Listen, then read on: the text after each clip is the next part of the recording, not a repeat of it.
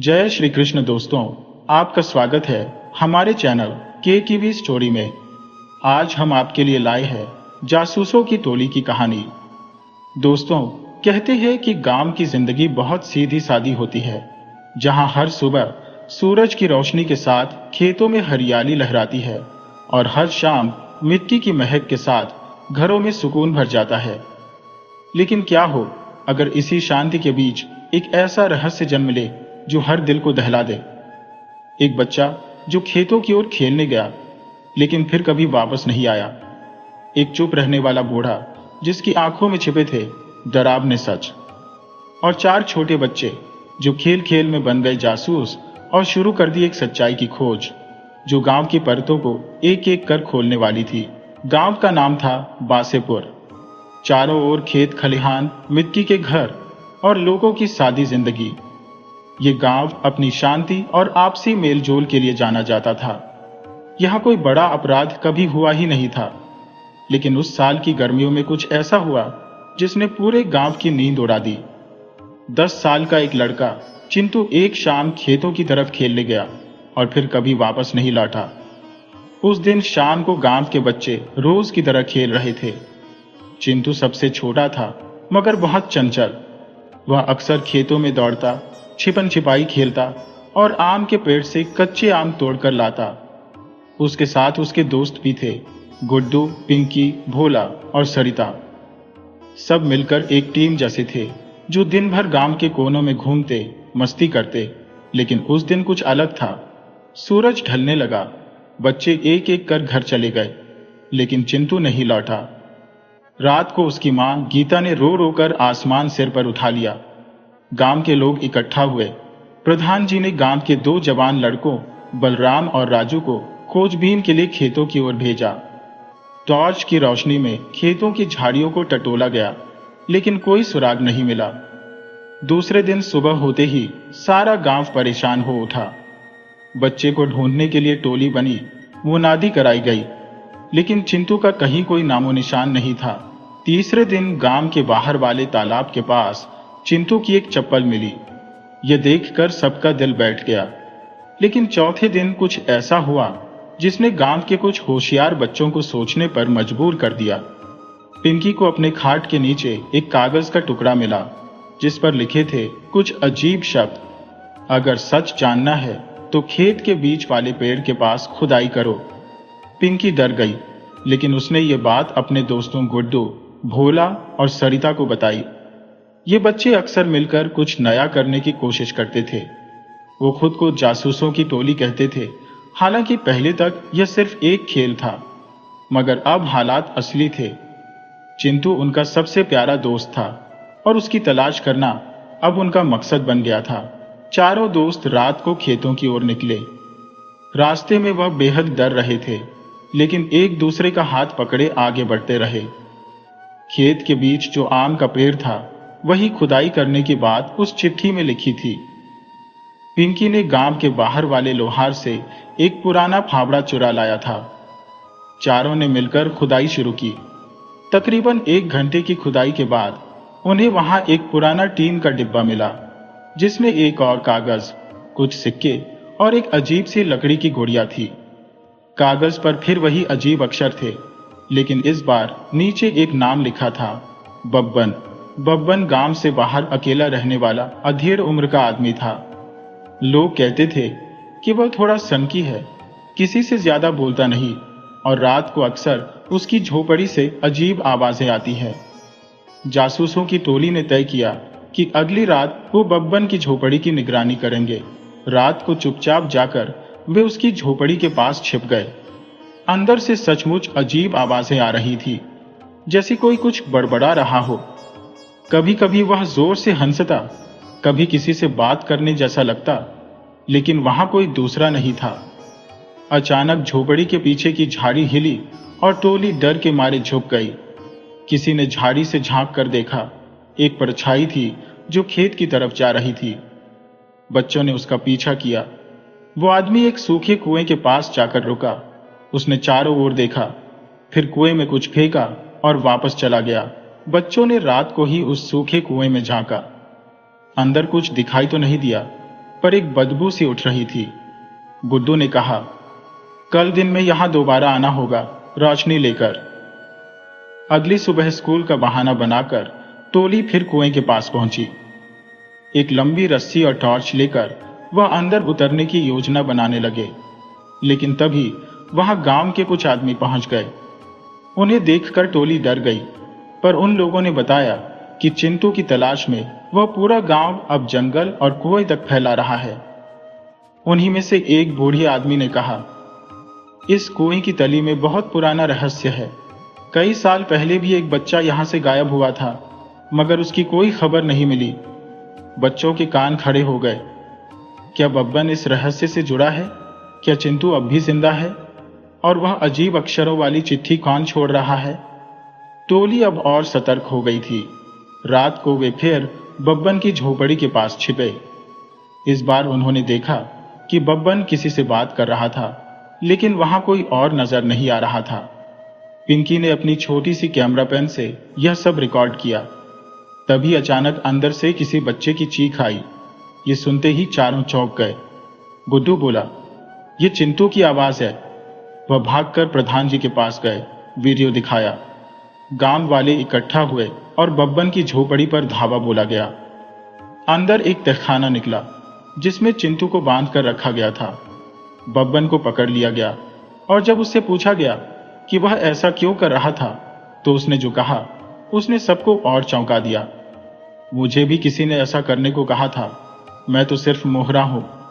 अब रहस्य और गहरा हो गया था। बब्बन असली गुनहगार नहीं था, उसके पीछे कोई और था। वो कौन था और क्यों करवा रहा था बच्चों को अगवा? जासूसों की टोली को अब एक नए सुराग की तलाश थी। चिंटू तो मिल गया, लेकिन खेल अब शुरू हुआ था। गांव बासेपुर में सब कुछ उलट पुलट हो गया था।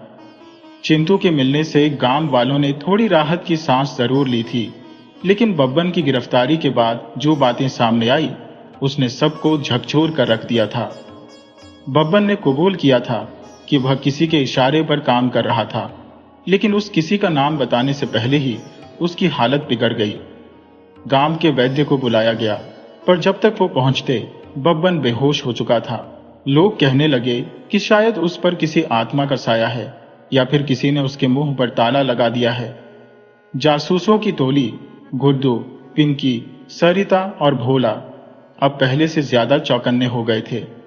उन्हें एहसास हो गया था कि मामला बब्बन तक सीमित नहीं है, कहीं कोई और है जो असली साजिश रच रहा है और जिसने बब्बन को बस मोहरा बनाया।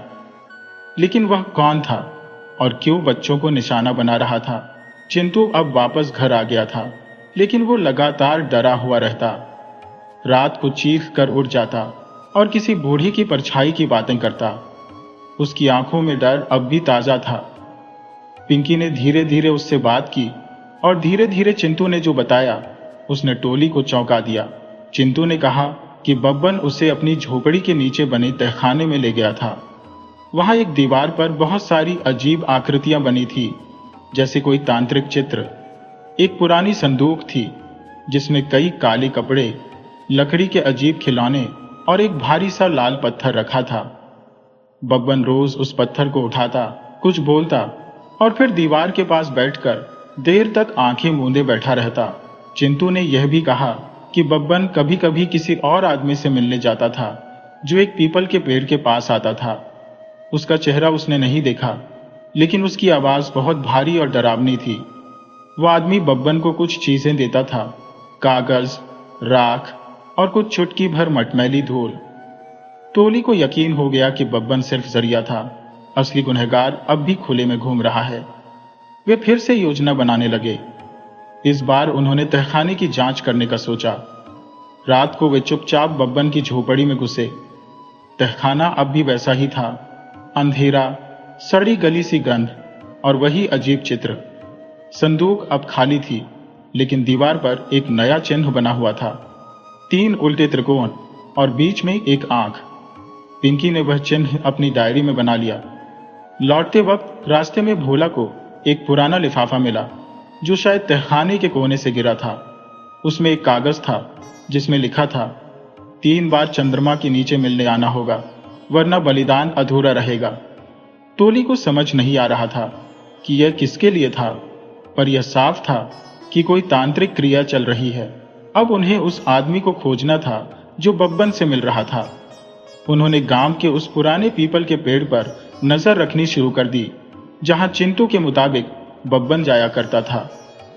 3 रातें बीती, कुछ नहीं हुआ, लेकिन चौथी रात अमावस्या थी। काले बादलों से ढका आकाश, सन्नाटा और रह रहकर उठती सियारों की आवाज। टोली अपने छिपने के स्थान पर तैयार थी। तभी आधी रात को एक परछाई उस पीपल की ओर बढ़ी। लंबा कद, सिर पर साफा और हाथ में एक झोला। वो आदमी पेड़ के नीचे बैठा और जमीन पर कुछ चूर्ण छिड़का। फिर उसने एक दिया जलाया और बड़बड़ाने लगा। बच्चे दूर से देख रहे थे, पर सरिता का पैर अचानक एक सूखी टहनी पर पड़ गया और वह चटक गई। आदमी चौकन्ना हो गया। उसने तुरंत दिया बुझाया, झोला उठाया और जंगल की ओर भागा।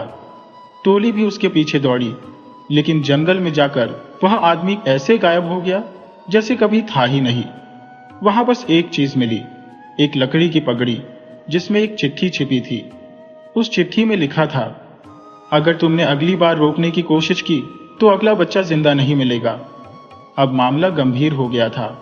टोली ने तय किया कि वे इस बार गांव के समझदार बुजुर्गों की मदद लेंगे, पर पूरी कहानी नहीं बताएंगे। बस इतना कहेंगे कि कुछ गड़बड़ है और बब्बन अकेला दोषी नहीं। दूसरे दिन वे पहुंचे गांव के सबसे पुराने आदमी बाबा हरिदास के पास। बाबा बहुत कम बोलते थे, पर जब बोले तो टोली की रीढ़ तक सिहर गई। उन्होंने कहा, गांव की धरती पर सालों पहले ही एक काला साया उतरा था जिसे एक तांत्रिक ने रोक रखा था। वह साया अब फिर से जाग रहा है और उसका मकसद बच्चों की मासूम आत्माओं को पकड़ना है। टोली को अब सब कुछ आपस में जुड़ता दिखने लगा। अब उन्हें सिर्फ जासूसी नहीं करनी थी, बल्कि गांव की रक्षा भी करनी थी। लेकिन यह आसान नहीं था। अगली अमावस्या तक उनके पास वक्त कम था और दुश्मन कौन है, यह अब भी एक रहस्य बना हुआ था।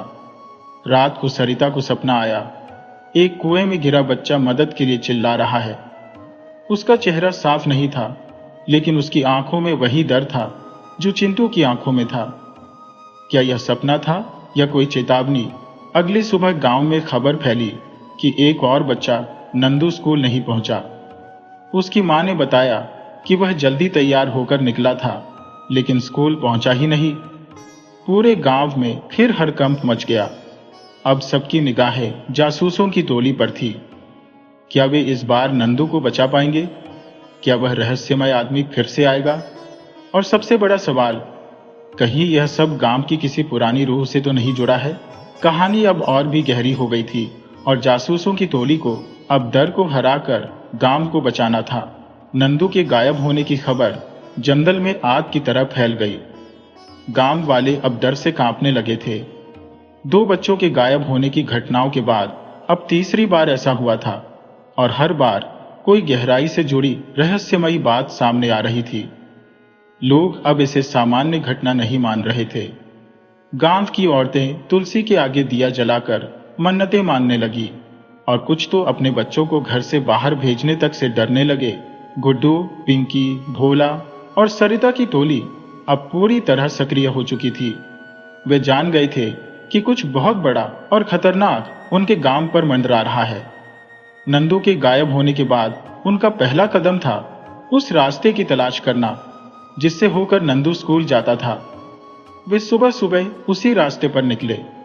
रास्ते में उन्हें एक टूटा हुआ स्लेट का टुकड़ा मिला और पास में मिट्टी में कुछ अजीब से घिसटने के निशान। भोला झुककर निशान देखने लगा और वह निशान जंगल की ओर मुड़ते जा रहे थे। टोली ने बिना वक्त गवाए उसी दिशा में चलना शुरू कर दिया। थोड़ी दूर चलने के बाद उन्हें एक पुराना सूखा कुआं दिखा जिसे गांव वाले वर्षों पहले छोड़ चुके थे। कहते थे उसमें एक बार एक औरत गिर गई थी और तब से उसकी आत्मा कुएं में रहती है। बच्चे वहां जाने से डरते थे, लेकिन जासूसों की टोली अब डर से ऊपर उठ चुकी थी। कुएं के पास पहुंचकर सरिता को कुछ अजीब सा एहसास हुआ। हवा में एक ठंडापन था और कुएं के पास बैठते ही जैसे किसी ने कान में फुसफुसा कर कुछ कहा हो। पिंकी ने गुड्डू से कहा कि वो नीचे झांके। गुड्डू ने टॉर्च निकाली और नीचे रोशनी डाली, लेकिन नीचे सिर्फ अंधकार था। तभी सरिता को लगा जैसे कोई हल्की सी आवाज आई, बचाओ। सभी चौकन्ने हो गए। गुड्डू ने कहा कि किसी को अंदर जाना होगा, लेकिन रस्सी के बिना यह असंभव था। वे गांव लौटे और एक लंबी मजबूत रस्सी लेकर फिर लौटे। गुड्डू ने खुद नीचे जाने का फैसला किया। रस्सी से बांधकर जैसे ही उसे धीरे धीरे नीचे उतारा गया, अंधकार और गहराई का डर भी बढ़ता गया। नीचे पहुंचकर गुड्डू ने देखा कि दीवारों पर काई जमी थी और कुएं का तल बिल्कुल गीला और फिसलन भरा था। अचानक टॉर्च की रोशनी में उसे एक कोना दिखाई दिया जहां कुछ हलचल थी। गुड्डू धीरे धीरे उस तरफ बढ़ा और वहां एक छोटी सी सुरंग जैसी जगह में लेटा हुआ नंदू था, डरा, सहमा, गीले कपड़ों में कांपता हुआ। गुड्डू ने जैसे ही उसका हाथ पकड़ा, नंदू फूट फूट कर रोने लगा। ऊपर से रस्सी नीचे भेजी गई और किसी तरह नंदू को बाहर निकाला गया। फिर गुड्डू भी ऊपर आया। गांव वाले इकट्ठा हो गए थे। नंदू को बचा लिया गया था, लेकिन अब सबसे बड़ा सवाल यह था कि वह कुएं में कैसे पहुंचा। पूछने पर नंदू ने जो बताया उसने सबको दहला दिया। उसने कहा कि जब वह स्कूल जा रहा था, रास्ते में एक बुजुर्ग आदमी ने उसे आवाज दी, लंबा कद, सफेद दाढ़ी और लाल चादर ओढ़े हुए। उसने कहा कि उसके पास मिठाई है और वह कुछ दिखाना चाहता है। नंदू थोड़ा डरा, लेकिन मिठाई का नाम सुनकर रुक गया। उसके बाद वह आदमी उसे लेकर जंगल की तरफ आया और फिर उसने नंदू के सिर पर हाथ फेरा। इसके बाद नंदू को कुछ याद नहीं। जब होश आया तो वह कुएं में पड़ा था। अब सबके मन में एक चेहरा बनने लगा, एक रहस्यमयी बाबा, जो शायद गांव के भीतर छुपा है या बाहर से आता है। टोली को लगा जैसे यह वही आदमी है जो बब्बन को आदेश देता था और पीपल के पास पूजा करता था। उसी रात सरिता को फिर सपना आया। इस बार वह कुएं के पास खड़ी थी और एक और बच्चा उसे दूर बुला रहा था। उसकी आवाज में दर्द था, लेकिन चेहरा फिर भी साफ नहीं दिखा। सरिता ने देखा कि बच्चे के पीछे एक छाया खड़ी है, लंबा सा आकार, जिसकी आंखें जल रही थी। अगली सुबह टोली उस सपने को नजरअंदाज नहीं कर सकी। उन्होंने गांव के पुराने नक्शे को देखा और जाना कि उस कुएं से एक सुरंग गांव के एक पुराने शिव मंदिर की ओर जाती है, जो अब बंद है और वीरान पड़ा है। टोली ने तय किया कि अब अगली जांच उसी मंदिर में करनी होगी। वे शाम को, जब गांव वाले पूजा पाठ में लगे थे, चुपके से मंदिर की ओर निकल पड़े। मंदिर तक पहुंचते ही उन्हें वहां धूल और जाले ही दिखे, लेकिन मंदिर के अंदर जाते ही उन्हें जमीन पर कुछ निशान दिखे, किसी भारी वस्तु के घसीटे जाने के। जमीन पर एक चक्राकार छेद भी था जो ढंका हुआ था। उन्होंने मिलकर उस पत्थर को हटाया तो वहां एक सीढ़ियों वाला रास्ता नीचे जाता दिखा। नीचे उतरते ही उन्हें एक बड़ा सा तहखाना मिला। वहां दीवारों पर वही चित्र बने थे जो बब्बन के घर के तहखाने में थे, लेकिन इस बार वहां एक और चीज थी, एक बड़ी लकड़ी की आकृति जिसमें 3 आंखें बनी थी। उसके सामने रखे तख्त पर कुछ मिट्टी, राख और बच्चों के कपड़े रखे थे। टोली कांप उठी। तभी एक आहट हुई, किसी के आने की आवाज। सभी एक कोने में छिप गए। एक लंबा आदमी अंदर आया। चेहरा अब भी छुपा हुआ था, लेकिन उसने जो कहा उसे टोली की सांसें थम गई। अब की बार बलिदान पूरा होगा। तीसरी अमावस्या को रोकने वाला कोई नहीं बचेगा। अब टोली को समझ आ गया था कि कुछ बड़ा होने वाला है और वह दिन दूर नहीं है। उन्हें गांव को बचाना ही होगा, लेकिन सवाल यह था कि कैसे। जैसे जैसे तीसरी अमावस्या पास आ रही थी, खतरे का साया गहरा होता जा रहा था। गांव की जमीनें अब और रहस्य समेटे थी और जासूसों की टोली को जल्द ही अगला कदम उठाना था। तीसरी अमावस्या बस कुछ ही दिनों दूर थी। गांव में अब एक अनकहा सन्नाटा पसर चुका था। लोग बेवजह घर से बाहर नहीं निकलते थे और बच्चे तो जैसे घरों में कैद हो चुके थे। स्कूल बंद हो चुका था। मंदिर के घंटों की आवाजें अब थम सी गई थी। सबको किसी अनहोनी का डर सताने लगा था, लेकिन कोई खुलकर कुछ कहने को तैयार नहीं था। जासूसों की टोली हर दिन कुछ नया खोजने में लगी थी। वे मंदिर के तहखाने से निकलकर गांव की पुरानी किंवदंतियों को समझने की कोशिश कर रहे थे। भोला की दादी ने एक बार बताया था कि कई साल पहले भी ऐसा ही कुछ हुआ था। 3 बच्चों के गायब होने की खबर आई थी और फिर अचानक सब शांत हो गया था। लेकिन उस अमावस्या की रात को गांव का सबसे पुराना बरगद खुद जल गया था। गुड्डू, पिंकी, भोला और सरिता ने तय कर लिया था कि अब किसी भी हालत में तीसरी अमावस्या को किसी बच्चे को गायब नहीं होने देंगे। गुड्डू ने गांव के बाहर की चट्टानों पर नजर रखनी शुरू की। पिंकी हर दिन कुएं और मंदिर के बीच के रास्ते की जांच करती और भोला गांव के लोगों से बात कर पुराने रहस्यों की परतें खोलने में लगा था। एक दिन सरिता को मंदिर के पीछे की एक झाड़ी में कुछ अजीब सा चमकता हुआ दिखाई दिया। जब वह वहां पहुंची तो उसे एक छोटी सी पोटली मिली जिसमें राख, काले धागे और एक तांबे की प्लेट पर कुछ अजीब संकेत खोदे हुए थे। वो पोटली काफी पुरानी थी, लेकिन उसमें एक ताजा कागज रखा था जिस पर लिखा था, तीसरी अमावस्या को सबको समर्पित कर दो वरना सब खत्म। सरिता घबरा गई। टोली ने तय किया कि अब उन्हें किसी बड़े की मदद लेनी चाहिए। वे सीधे गए गांव के बुजुर्ग हरदीन बाबा के पास, जो अब ज्यादातर समय चुपचाप तुलसी के चौरे के पास बैठते थे। जब उन्होंने सारी बातें सुनी तो बहुत देर तक चुप रहे। फिर बोले, बच्चों, यह खेल नया नहीं है। हर 30 साल में गांव पर यह संकट आता है। एक बाबा आता है, लोगों को मोह में फंसाता है और फिर 3 बलिदानों के बाद वह अपने बल को फिर से जागृत करता है। लेकिन इस बार तुम लोग बीच में आ गए हो। अब यह बाबा और खतरनाक हो जाएगा। हरदीन बाबा ने बताया कि यह बाबा कोई इंसान नहीं है, बल्कि एक आत्मा है जो शरीर बदल कर आता है। कभी गांव का पुजारी बन जाता है, कभी साधु और कभी भिखारी। और तीसरी अमावस्या को वह हमेशा एक बड़ा अनुष्ठान करता है जिससे वह शक्ति पाता है। पिछली बार एक औरत ने उसकी साधना को तोड़ा था, इसलिए वह दोबारा जागा नहीं। लेकिन इस बार वह पूरी तैयारी के साथ आया है। गुड्डू ने पूछा कि क्या इसे रोका जा सकता है? हरदीन बाबा ने कहा, हाँ, लेकिन इसके लिए उस रात अनुष्ठान स्थल पर जाना होगा और उससे पहले उस बाबा की असली पहचान जाननी होगी। उसे केवल उसके असली नाम से हराया जा सकता है और वह नाम आज तक कोई नहीं जान पाया। टोली अब फिर से मंदिर के तहखाने में गई। वहां इस बार उन्होंने दीवारों पर बनी आकृतियों को ध्यान से देखा। कुछ चित्रों में एक चेहरा बार बार दिखाई दे रहा था, 3 आंखों वाला, लहराते बाल और एक त्रिशूल जैसा चिन्ह। तभी सरिता की नजर एक कोने में उकेरे एक छोटे शिलालेख पर गई जिस पर लिखा था, जिस दिन 3 आंखों वाला बोलेगा वही उसकी हार का दिन होगा। अब सबको समझ आ गया कि उन्हें उस बाबा से बात करवानी होगी।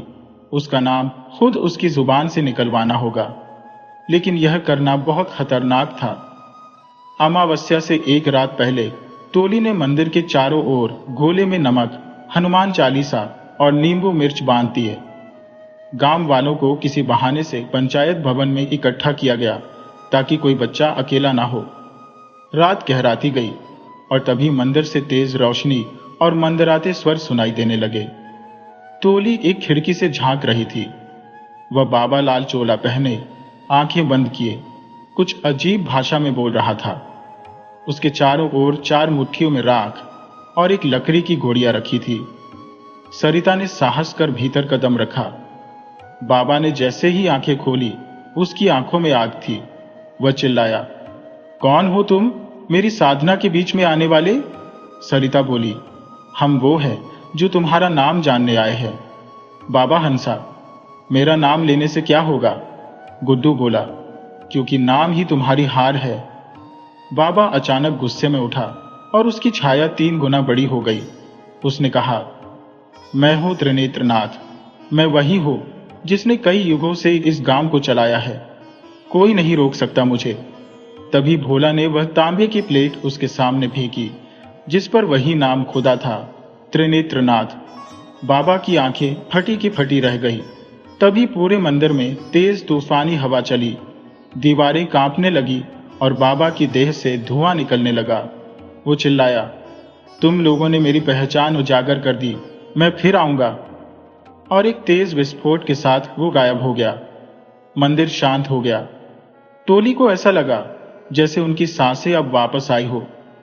अगले दिन अमावस्या थी, लेकिन सब कुछ सामान्य था। गांव में कोई नहीं गायब हुआ, कोई अजीब घटना नहीं घटी। गांव वाले अब भी नहीं जानते थे कि उन्हें बचाने वाले बच्चे थे जासूसों की टोली।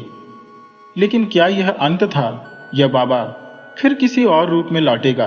गांव में सब कुछ अब सामान्य दिख रहा था, लेकिन जासूसों की टोली जानती थी कि यह शांति असली नहीं है। त्रिनेत्रनाथ बाबा के विस्फोट के बाद गांव वालों को लगा कि अब संकट टल गया है। लोग फिर से अपने कामकाज में लग गए। बच्चों की किलकारियां फिर से सुनाई देने लगी। लेकिन गुड्डू, पिंकी, भोला और सरिता के दिल में अब भी बेचैनी थी। कुछ अधूरा था, जैसे कोई परछाई अब भी पीछा कर रही हो। रातों को सरिता को सपने आने लगे। एक चिता जो जलती नहीं, एक घंटा जो बजता है पर सुनाई नहीं देता, और वह चेहरा, त्रिनेत्रनाथ का चेहरा, जो धुएं में बदलकर वापस आ रहा है। गुड्डू ने तय किया कि अब उन्हें इस अध्याय को हमेशा के लिए बंद करना होगा। केवल उसे हराना काफी नहीं था, उसे मिटाना होगा। हरदीन बाबा अब भी चुप थे। उन्होंने टोली को एक आखिरी बात बताई। त्रिनेत्रनाथ को हराकर तुम लोगों ने उसकी शक्ति को कमजोर किया है, लेकिन वह अब शरीर में नहीं, हवा में है। वो गांव के किसी न किसी में घुसकर वापस लौटेगा। उसके चिन्ह को पहचानो। 3 बार आंखें झपकाना, किसी की परछाई ना होना, और सांप के फुफकार जैसी सांसें। अब टोली को एक नया खेल खेलना था। गांव के हर आदमी को ध्यान से देखना, किसी पर शक होने पर उसका पीछा करना, और उस आत्मा को पकड़ना जिसने अब नया शरीर लिया है। एक रात पिंकी गांव के बाहर बने बड़ के पेड़ के पास से गुजर रही थी, जब उसने देखा कि वहां पर गांव का पुजारी रामदीन अकेले बैठा कुछ बड़बड़ा रहा है। उसके सामने एक लकड़ी का कटोरा और उसमें कुछ राख थी। वो धीरे धीरे आंखें बंद करके कुछ मंत्र बोल रहा था, और अचानक उसने 3 बार अपनी आंखें झपकाई। पिंकी के रोंगटे खड़े हो गए। वो धीरे से वहां से हटी और सीधा टोली को बुला लाई। गुड्डू ने सबको तैयार किया। इस बार उनका सामना इंसानी शरीर में छिपे त्रिनेत्रनाथ से होना था। सरिता ने योजना बनाई कि गांव के पुराने कुएं के पास वह रामदीन को ले जाकर उसे तांबे के घेरे में बांधेंगे और वहां उसकी असलियत सामने लानी होगी। भोला ने मंदिर से पुराने पीतल के दीपक और राख इकट्ठी की, जिनका उपयोग आत्मा को बांधने के लिए होता था। अगली रात टोली ने गांव के बच्चों को एक खेल के बहाने पंचायत भवन में बुलाया, ताकि कोई बाहर ना रहे। रामदीन को गुड्डू ने मंदिर के नाम पर बुलाया और धीरे धीरे उसे उस कुएं के पास ले आया। चारों ने उसे एक गोल घेरे में बैठा दिया। जैसे ही दीपक जलाए गए और राख हवा में बिखरी, रामदीन की आंखें लाल हो गई। उसकी आवाज बदलने लगी।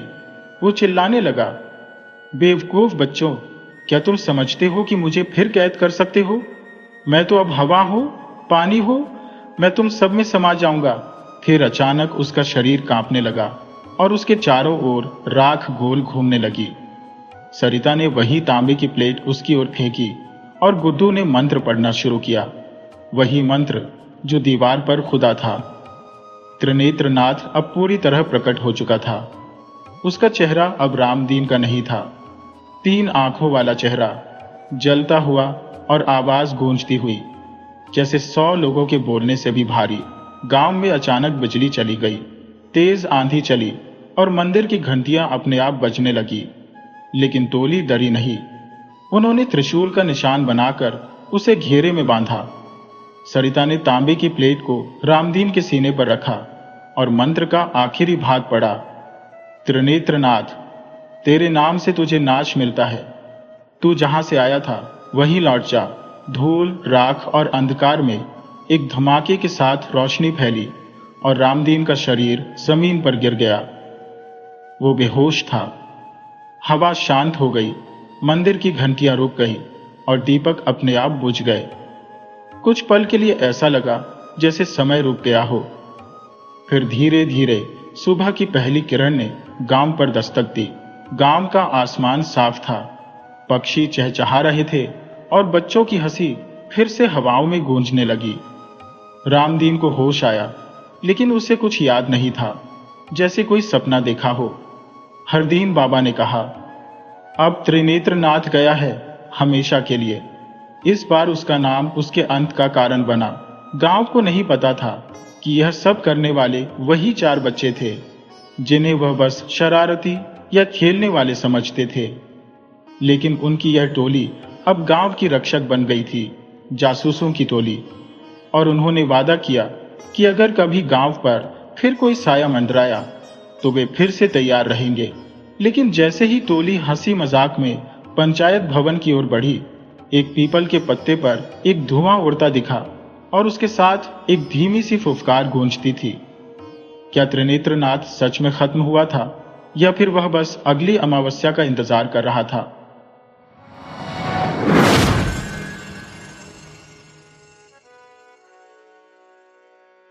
एक समय की बात है, किसी गांव में एक भिखारी रहता था। खाने की तलाश में वह हर दिन जंगल पार करके किसी न किसी के घर भिक्षा मांगने जाता था। आज भी भिक्षा लेकर अपने घर की ओर लौटते समय वह बहुत ही खुश था। भिखारी ने बहुत ही पुराने कपड़े और जूते पहने हुए थे, लेकिन फिर भी वह खुशी से गुनगुनाते हुए जंगल के रास्ते से अपने घर लौट रहा था। किस्मत की बात थी कि इस समय जंगल में एक राजा भी था, जो अपने हालात से दुखी था और महल से भागकर वहां आराम कर रहा था। तभी राजा की नजर भिखारी पर पड़ी। भिखारी को इतना खुश देखकर राजा सोचने लगा कि इस इंसान के पास कुछ भी नहीं है। इतने पुराने कपड़े और पैरों में फटे जूते होने के बावजूद भी यह कितना खुश है। और एक मैं हूं जो दिन रात अपनी प्रजा और परिवार वालों की सेवा करता हूं, लेकिन इसके बाद भी वे लोग खुश नहीं होते। उन सभी को सिर्फ मेरी राजगद्दी चाहिए, और इसके लिए वे मुझे मरवाने का षड्यंत्र भी रच रहे हैं। असल बात यह थी कि राजा ने एक दिन अपने महल में कुछ पहरेदारों को बात करते हुए सुन लिया था। वे आपस में कह रहे थे कि जैसे ही यह राजा मर जाएगा, उनकी आंखों का कांटा साफ हो जाएगा।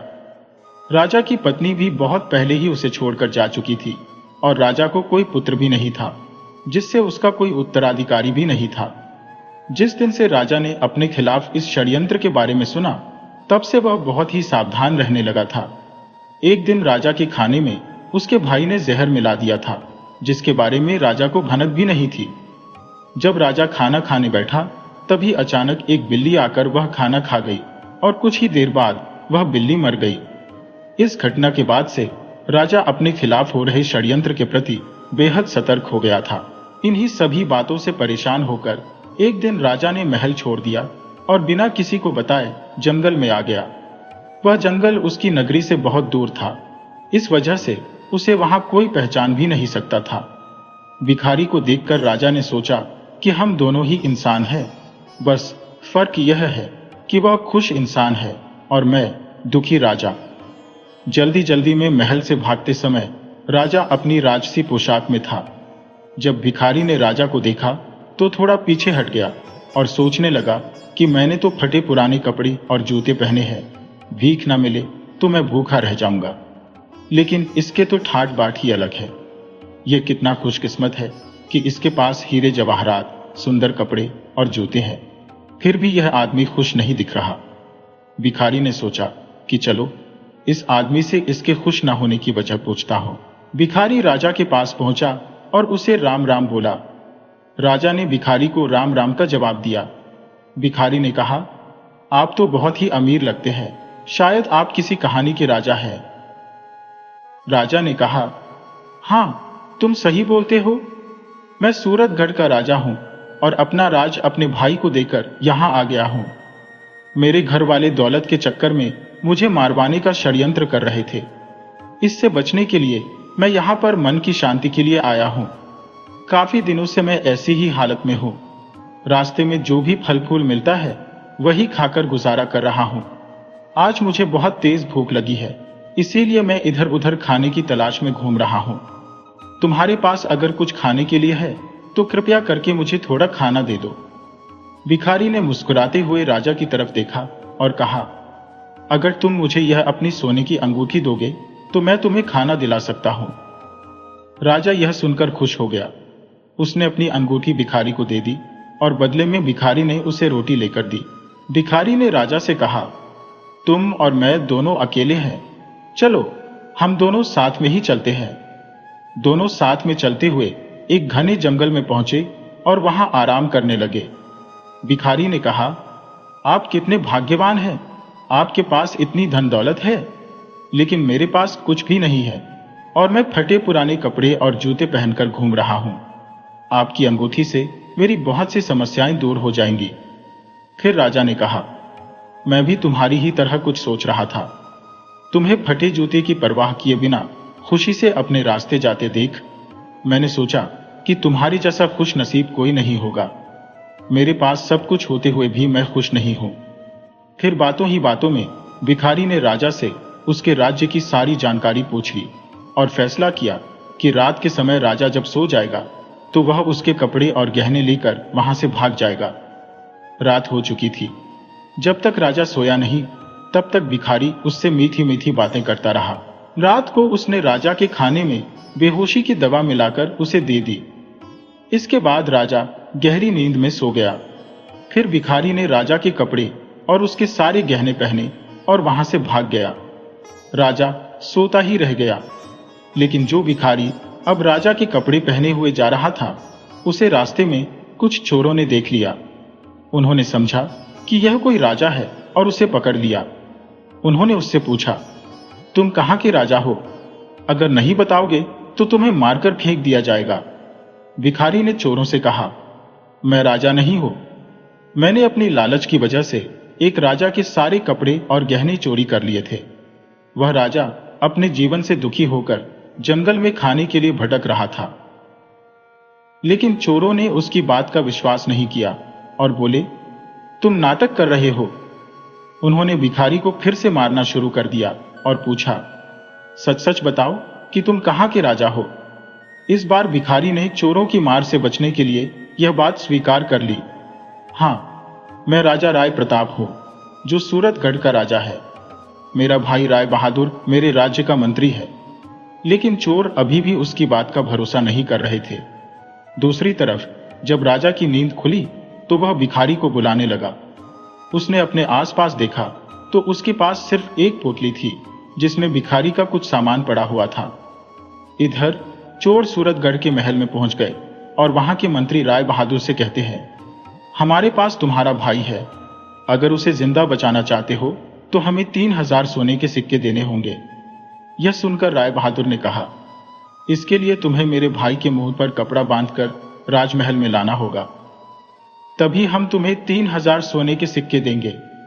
चोर उसे भिखारी के मुंह पर कपड़ा बांधकर उसे राजमहल में ले आते हैं और उसे राय बहादुर के हवाले कर देते हैं। राजा के कपड़ों में भिखारी को देखकर राय बहादुर को यकीन होता है कि यह उसका भाई है। फिर उसने सोचा कि अब वह इसे मारकर खुद राजा बन जाएगा। लेकिन जब भिखारी के मुंह से कपड़ा हटाया गया तो उसे बहुत ही गुस्सा आया।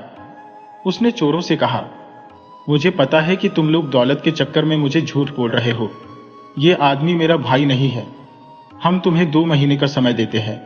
मेरे भाई को पकड़ कर ले आओ। अगर नहीं लाए तो तुम सबको मरवा दिया जाएगा और यहां से भागने की कोशिश की तो जिंदा दफना दूंगा। यह बात सुनकर सभी चोर बहुत ही डर गए और मौका मिलते ही वहां से भाग गए। रास्ते में उन्होंने भिखारी से कहा, तुम सही थे, अब हमें बताओ वह असली राजा कहां पर है, फिर तुम्हें भी फिरौती के धन में से हिस्सा दिया जाएगा। भिखारी ने बताया कि उसने राजा को इसी जंगल में छोड़ दिया था, लेकिन बहुत ढूंढने के बाद भी राजा उन्हें नहीं मिला। वही नींद से जागने के बाद राजा को भिखारी की सारी हरकत समझ में आ चुकी थी। उसे बहुत ही दुख हुआ। उसने सोचा कि अब उसे कहीं जाकर खाने का इंतजाम करना होगा, वरना वह भूख से मर ही जाएगा।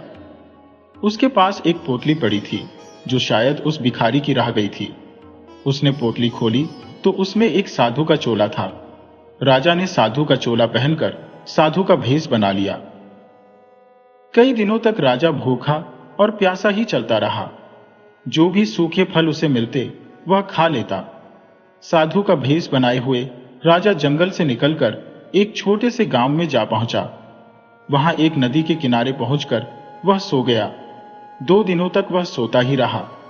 वहीं आसपास के लोगों को लगा कि यह कोई साधु बाबा है जो अपनी समाधि में ध्यान कर रहा है।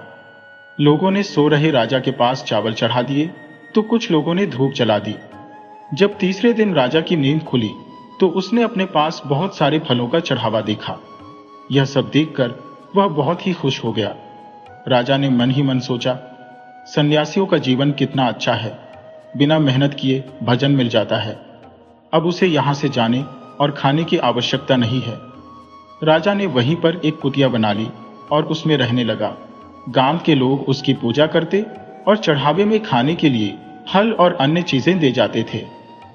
एक दिन गांव के सभी लोग मिलकर उसके पास आए और कहने लगे, बाबा, हमारे गांव में बहुत सालों से बारिश नहीं हो रही है, आप कोई उपाय करें। यह सुनकर राजा परेशान हो गया कि अब वह क्या करे। वह अपनी सच्चाई बता भी नहीं सकता था। उसने लोगों से कहा, इसके लिए उपवास करना होगा। अगले 2 महीने तक कोई भी मेरी कुटिया के अंदर नहीं आएगा। गांव वाले उसकी बात मान गए। लोग दूर से ही कुटिया के बाहर चढ़ावा चढ़ाकर चले जाते। राजा सोचने लगा कि उसका जीवन हर तरह से मुश्किलों से भरा है। उसे दूसरों का अच्छा जीवन देखकर जलन नहीं करनी चाहिए। साधु बनकर वह बैठे बैठे खा रहा है, लेकिन उसका जीवन एक कैदी की तरह हो गया है। उसे एक ही जगह पर बैठे रहना होता है। कहां मैं रोज बढ़िया बढ़िया भोजन खाता था और अब कहां सिर्फ फल खाकर जिंदा हूं। साधु के भेष में राजा को भगवान का भजन करने का ढोंग करना पड़ता था। उसने सोचा, 2 महीने पूरे होते ही वह यहां से चला जाएगा। धीरे धीरे समय बीतता जा रहा था। एक दिन राजा परेशान होकर खुद ही भगवान से कहने लगा, हे भगवान, मुझे बचा लो, आप ही कोई चमत्कार कर दो। इसके बाद राजा ने भगवान से अपनी सारी गलतियों के लिए माफी भी मांगी। राजा ने भगवान के सामने अपने हाथ जोड़कर कहा, मुझे समझ में आ गया है कि अपनी मुसीबतों से कभी घबराकर भागना नहीं चाहिए, बल्कि उनका डटकर सामना करना चाहिए। हे भगवान, मेरी लाज रख लो और इस गांव में बारिश करवा दो। वहीं गांव के लोग रोजाना कुटिया के बाहर आते, भजन कीर्तन करते और दूर से चढ़ावा चढ़ाकर घर लौट जाते। इसी तरह से 2 महीने पूरे होने वाले थे। तभी एक दिन गांव के लोग दौड़े दौड़े राजा के पास आए और कहने लगे, बाबा, आप तो महान हैं, आपके कारण गांव में बारिश हो चुकी है। राजा ने कहा, अब मुझे इजाजत दो, मैं यहां से जाना चाहता हूं। लेकिन लोगों ने उन्हें रोक लिया। लोगों ने कहा कि वे एक आदमी भेजेंगे जो उनकी सेवा किया करेगा। राजा ने भी सोचा, चलो ठीक है, आगे जो होगा देखा जाएगा। कुछ समय बाद वह भिखारी और चोर राजा को ढूंढते ढूंढते इस गांव में पहुंचे। उन्होंने वहां के लोगों से उस चमत्कारी बाबा के बारे में सुना जो लोगों की समस्याओं को दूर करने के उपाय बता रहा था। जब वे लोग उस बाबा से मिले तो राजा और भिखारी एक दूसरे को पहचान चुके थे, लेकिन चोरों के सामने वे अनजान बने रहे। फिर बाबा के भेष में राजा ने उनसे पूछा, तुम लोग कहां से आए हो? राजा ने कुछ देर तक उन चोरों से बातचीत की और फिर उन्हें जाने के लिए कह दिया। इसके बाद मौका देखकर वह भिखारी राजा से एकांत में मिलने आया और उसने सारी सच्चाई बताई। मैंने लालच में आकर आपके सारे कपड़े और जेवर पहन लिए थे, लेकिन उन्हें पहनते ही ये चोर मेरे पीछे पड़ गए। चोरों ने मुझे पकड़ लिया और पूछताछ करने लगे कि तुम कौन हो, कहां से हो। तो मैंने खुद को आपके बारे में बताते हुए आपके राज्य की सारी जानकारी दे दी।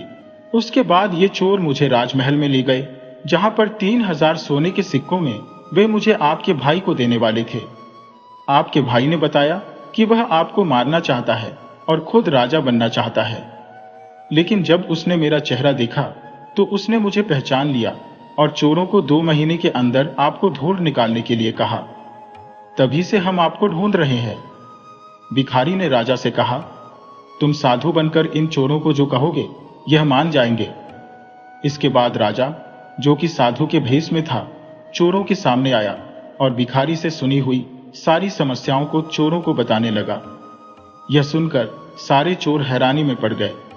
उन्होंने राजा से कहा, बाबा, हमें इस परेशानी से बाहर निकाल दो, हम आपके सच्चे भक्त बन जाएंगे। राजा ने भिखारी की मदद से चोरों को उनके गलत रास्ते छोड़कर सही मार्ग पर चलने की शिक्षा दी। चोरों ने राजा की बात मानी और सच्चे भक्त बनकर समाज सेवा करने लगे।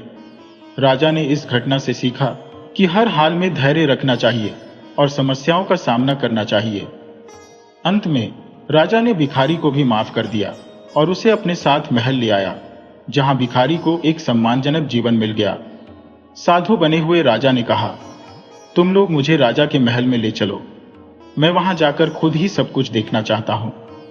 महल में कहना कि तुम्हारे साथ एक बहुत बड़े साधु महात्मा है, जो हर व्यक्ति का भूत, वर्तमान और भविष्य जानते हैं। चोर और भिखारी साधु बने हुए राजा को अपने साथ लेकर सूरतगढ़ के महल में पहुंच गए। चोरों ने राजा के मंत्री भाई से कहा, हमारे साथ बहुत बड़े महात्मा आए हैं, जो आपको आपके भाई राजा राय प्रताप से मिला सकते हैं। राजा अपने भाई को बहुत ही प्यार करता था, लेकिन अब उसे पता चल गया था कि उसका भाई उसके खून का प्यासा है। महल में साधु के रूप में आए राजा की खूब सेवा की गई। फिर उसका भाई उनके पास बैठकर बोला, बाबा, कृपया मुझे मेरे भाई से मिला दीजिए। आज मैं इस राज्य का राजा बनने जा रहा हूं। मेरा भाई बिना कुछ बताए कहीं चला गया है। साधु बने राजा ने अपने राजसी कपड़े पहने और राज दरबार में आ गया। यह देखकर पूरी प्रजा हैरान थी। सभी लोग राजा को वापस आया देखकर उसकी जय जयकार करने लगे। लोगों ने राजा से पूछा, आप इतने दिनों तक कहां पर थे? वहीं राजा का भाई यह सब देखकर हैरान था। वह लोगों से कहने लगा, यह मेरा राजा भाई नहीं है, बल्कि यह तो एक साधु है, जिसने मुझे अपने भाई से मिलवाने का वादा किया था। राजा ने भी सभी लोगों को समझाते हुए कहा, मैं थोड़ी देर में अपने असली रूप में आऊंगा। इसके बाद सभी लोग राजा के भाई का राज्याभिषेक करने लगे। राज्याभिषेक के बाद जैसे ही राजा का भाई राजा की गाड़ी पर बैठने लगा, वैसे ही साधु बने हुए राजा ने कहा, मैं खुद अपने भाई को राजा बनाना चाहता था, लेकिन एक दिन मैंने महल के लोगों को मेरे खिलाफ साजिश करते हुए सुना। मुझे कभी भी यह पता नहीं चल सका कि इन सब के पीछे मेरे ही अपने भाई का हाथ है। अगर मेरा भाई मुझे अपने आप राजा बनने की बात कहता तो मैं खुशी खुशी उसे राजा बना देता, लेकिन इसने मुझे जहर देकर मारने का प्रयास किया। परंतु भगवान की कृपा से मेरा कुछ नहीं बिगड़ा। यह सुनकर राजा का भाई राय बहादुर बोलने लगा, यह साधु कुछ भी अनाप शनाप बोले जा रहा है, यह हमें ठगने का प्रयास कर रहा है। उसने राजा को धमकी देते हुए कहा, तुम यहां से दफा हो जाओ, वरना तुम्हें धक्के मारकर महल से बाहर निकाल दिया जाएगा। राजा का एक वफादार सेवक था, जो राजा की बातें सुनकर रोते हुए बोला, हाँ, मैंने आपको पहचान लिया, आप ही हमारे असली राजा हैं। मुझे क्षमा कर दें, मैंने ही आपके खाने में जहर मिलाया था। इसके बदले में मुझे आपके भाई ने 1000 सोने के सिक्के देने का वादा किया था। आप मुझे माफ कर दो, मैं आपका असली गुनहगार हूं। इसके लिए आप मुझे जो भी सजा देंगे मैं तैयार हूं। अब राजा के जीवन की सारी सच्चाई पूरी प्रजा को पता चल चुकी थी। सभी लोग राजा के भाई को घृणा की दृष्टि से देख रहे थे। राजा ने अपने महल के मंत्रियों को आदेश दिया कि वह महल से अपने भाई को बेदखल कर रहा है। उसे आज ही 1 साल के लिए यह राज्य छोड़कर जाना होगा। जब उसे अपनी गलती का एहसास हो जाएगा, तब वह महल में वापस आकर मेरे साथ काम करने का अधिकारी बन सकेगा। एक बार फिर से राजा राय प्रताप को अपने राज्य की राजगद्दी मिल गई। वह फिर से अपनी प्रजा की सेवा करने में लग गया। राजा ने भिखारी को अपने महल का मंत्री बना लिया और चोरों को महल में माली का काम करने के लिए दे दिया। 1 साल बीतने के बाद राजा का भाई भी महल में वापस आ गया। उसे अपनी गलती का एहसास हो गया था। महल वापस आकर उसने अपने भाई से माफी मांगी और पूरे कर्तव्य से अपना काम करने का वचन दिया। राजा ने फिर से उसे महल में उसका स्थान दे दिया। इसके बाद राजा पूरी ईमानदारी और सत्यनिष्ठा से अपना राजपाट चलाने लगा।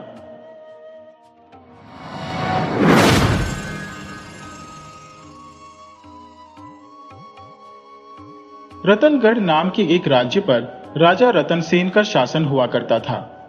रतनसेन का एक बेटा था, जिसका नाम था राजकुमार अनिकेत। राजकुमार राजा और रानी की इकलौती संतान था। महाराज रतनसेन ने अपने पुत्र की अच्छी शिक्षा के लिए उसे गुरुकुल में भेजा था। जब राजकुमार अपनी शिक्षा पूरी करने के बाद राजमहल में लौटा, तो वह बहुत ही समझदार और न्यायप्रिय नौजवान बन चुका था। इसके अतिरिक्त राजकुमार ने तलवारबाजी, तीरंदाजी, घुड़सवारी इन सभी युद्ध कलाओं में भी महारत हासिल कर ली थी।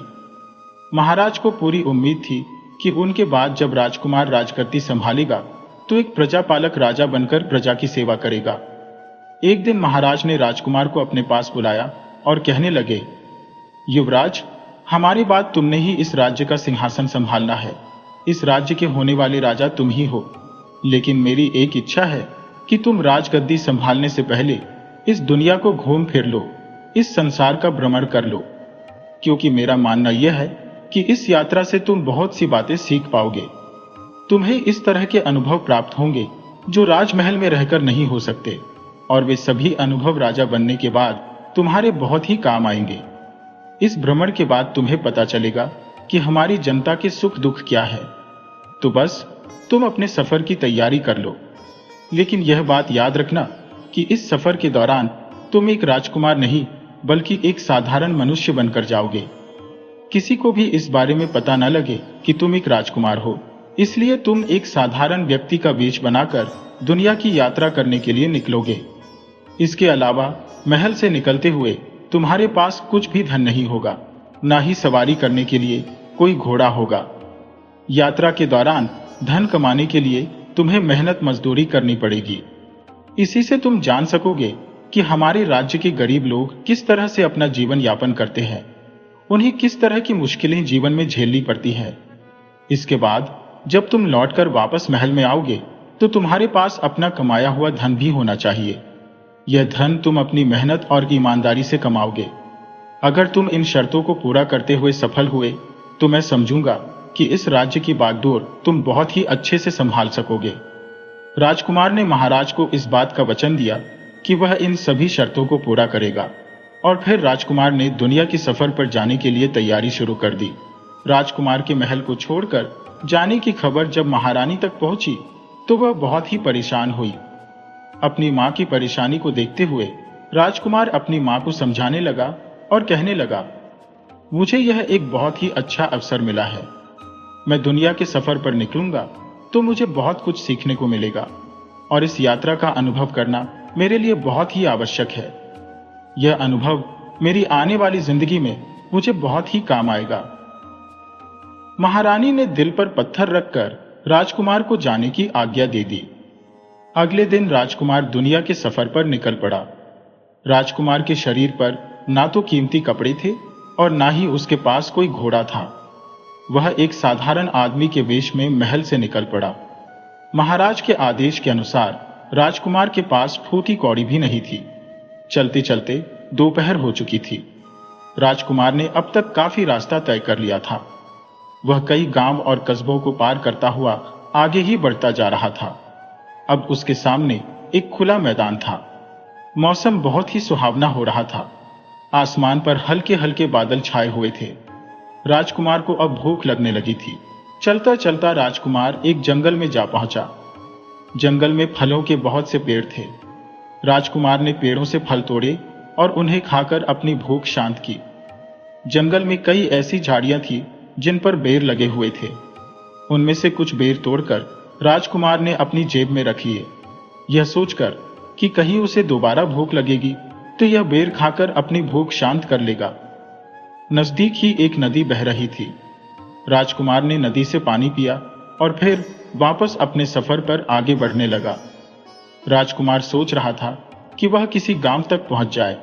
उसके बाद वह आगे विचार करेगा कि उसे क्या करना है।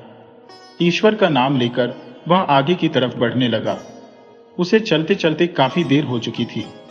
राजकुमार को अब थकावट भी महसूस होने लगी थी, लेकिन फिर भी वह बिना रुके चलता ही जा रहा था। कुछ देर के बाद उसे नजदीक ही कुछ घर दिखाई देने लगे। उसकी नजरों के सामने छोटे छोटे घर नजर आ रहे थे। राजकुमार खुश हुआ और वह तेज गति से उस ओर बढ़ने लगा। गांव तक पहुंचने में राजकुमार को ज्यादा देर नहीं लगी। जैसे ही वह गांव में दाखिल हुआ, एक आदमी उसकी तरफ आया और कहने लगा, भाई, तुम कोई अनजान आदमी मालूम होते हो। तुम्हें यहां पर पहले कभी भी नहीं देखा। क्या तुम किसी काम की तलाश में हो? राजकुमार कहने लगा, जी श्रीमान, आपने बिल्कुल ठीक कहा। मैं कोई काम करना चाहता हूं ताकि मैं कुछ धन कमाकर अपने आगे के सफर पर बढ़ सकूं। राजकुमार की बात सुनकर वह आदमी बहुत ही खुश हुआ। वह राजकुमार को अपने घर पर ले आया। उस आदमी के घर में उसकी पत्नी, एक बेटा और बेटी थी। उसे देखकर आदमी का परिवार भी बहुत ही खुश हुआ। जंगल पार करते समय राजकुमार ने जो बेर अपने पास रख लिए थे, वो बेर उसने बच्चों को दे दिए। बेर पाकर दोनों बच्चे बहुत ही खुश हुए। थोड़ी ही देर में उस आदमी की पत्नी ने खाना तैयार कर लिया। दोनों को खाना परोसा गया और खाना खाने के बाद वह आदमी राजकुमार से कहने लगा, मेरा नाम भजन लाल है। मैंने कुछ दिन पहले ही गांव में एक बहुत बड़ा जमीन का टुकड़ा खरीदा है। मैं उस जमीन पर खेती बाड़ी शुरू करना चाहता हूं, मगर जमीन का वह टुकड़ा बहुत ही ऊंचा नीचा है। मैं उसको समतल नहीं कर सकता। इस काम को तुम करोगे और जब वह जमीन समतल हो जाएगी और उसमें बीज बो दिए जाएंगे, तब तुम्हारी छुट्टी हो जाएगी। तुम्हारी इस मेहनत के बदले मैं तुम्हें इतना धन अवश्य दूंगा कि तुम अपने आगे की यात्रा कर सकोगे। राजकुमार ने इस काम को करने की हामी भर दी। अगले दिन राजकुमार भजनलाल के साथ उसकी जमीन पर जा पहुंचा। जमीन का वह टुकड़ा सचमुच ही बहुत ऊंचा नीचा था। राजकुमार ने अपनी कुदाल संभाली और काम शुरू कर दिया। भजनलाल को कोई दूसरा काम याद आ गया, इसलिए वह अपने घर वापस चला गया। जमीन की खुदाई के दौरान राजकुमार की कुदाल किसी धातु की वस्तु से टकराई और एक टन की आवाज हुई। राजकुमार ने वहां की मिट्टी अपने हाथों से हटाई। उसे एक पीतल की हांडी नजर आई।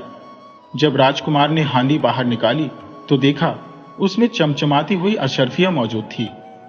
इन अशर्फियों को देखकर वह बहुत हैरान हुआ। राजकुमार ने हांडी को फिर से मिट्टी में ढक दिया और वापस अपने काम में जुट गया। दोपहर होते होते उसने सारी जमीन को समतल कर दिया था। साथ ही उसने बीज बोने के लिए खेत में क्यारियां भी बना दी थी। यह काम बहुत कठिन था, लेकिन राजकुमार पूरी मेहनत के साथ लगा रहा। अब राजकुमार को कुछ थकावट भी महसूस होने लगी थी, इसलिए आराम करने के लिए वह एक पेड़ के नीचे बैठ गया। भजनलाल को गए हुए काफी देर हो चुकी थी। जब वह अपने घर से वापस लौटा, तब तक राजकुमार अपना काम खत्म कर चुका था। खेत की जमीन बिल्कुल समतल हो चुकी थी। भजनलाल ने राजकुमार के काम की बहुत तारीफ की।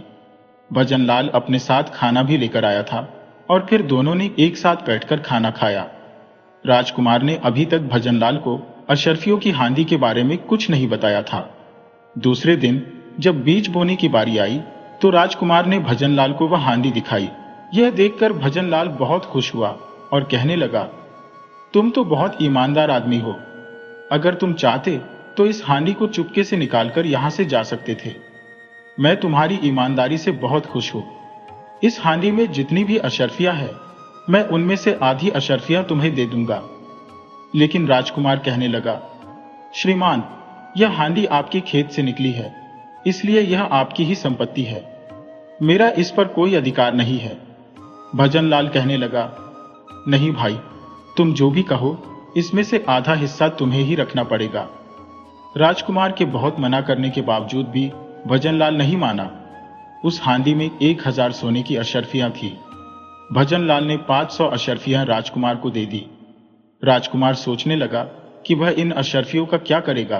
तब राजकुमार को विचार आया कि इसी गांव में फलों के पेड़ों से भरा हुआ एक बगीचा है, जिसे उसका मालिक बेचना चाहता है। राजकुमार ने इन अशर्फियों से वह फलों का बगीचा खरीद लिया। गांव में कई लोग ऐसे थे जो अपना जीवन यापन करने के लिए मजदूरी करते थे। राजकुमार ने गांव के कुछ ऐसे ही आदमियों को उस बगीचे की देखभाल करने के लिए रख लिया। इन आदमियों की जिम्मेदारी यह थी कि वे लोग पेड़ों में पानी देते, उनमें खाद डालते और फलों को तोड़कर सुरक्षित रखते। राजकुमार को उस गांव में रहते हुए काफी अरसा बीत चुका था। इस दौरान वह अपने बगीचे की देखभाल भी करता रहा और साथ ही साथ भजनलाल के खेतों की भी देखभाल करता रहा। एक दिन वह भजनलाल से कहने लगा, श्रीमान, अब मुझे अपने सफर पर आगे बढ़ना चाहिए। आपकी बहुत मेहरबानी होगी अगर आप मेरे जाने के बाद मेरे फलों के बाग की निगरानी करें। भजनलाल इस काम के लिए तैयार हो गया। राजकुमार फिर से अपनी यात्रा पर आगे बढ़ने लगा। राजकुमार के पास अब धन की कोई कमी नहीं थी।